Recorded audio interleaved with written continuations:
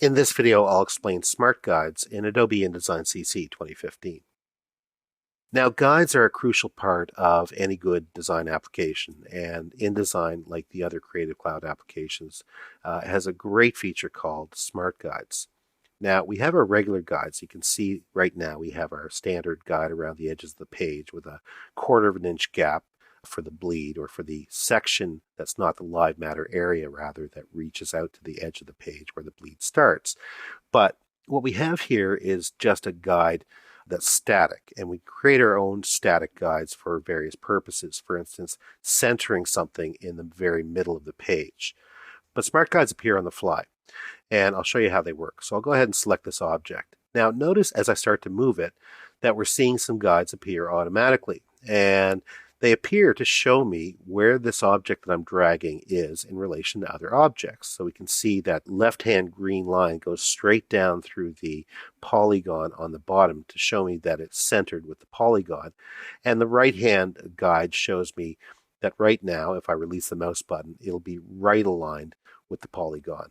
But if I keep dragging over, we see other guides appear. So as I move it up and down, you can see horizontal guides. And as I get to the center of the page, we see a magenta vertical guide. Now, that means I'm centered exactly in the center of the page horizontally. So if I release now, I know that's perfectly centered in the middle of the page horizontally.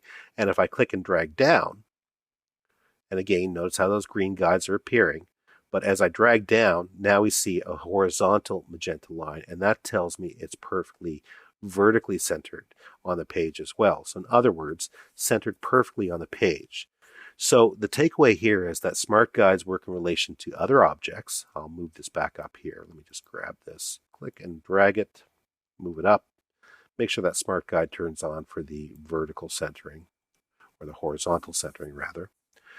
And show you that if I click on this object and drag it around, I can center that again on the center of the page, and notice how we get that vertical magenta line.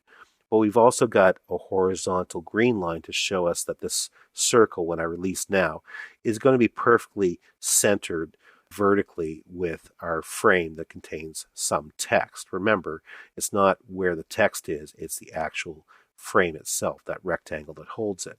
So use smart guides, become familiar with them. They're configurable in preferences. You may want to change the colors and some of the ways that they come up, but they're a wonderful way of working with InDesign and using that precision to your advantage to have everything lined up. And again, they're automatic, so they'll appear when you need them and they'll disappear when you don't.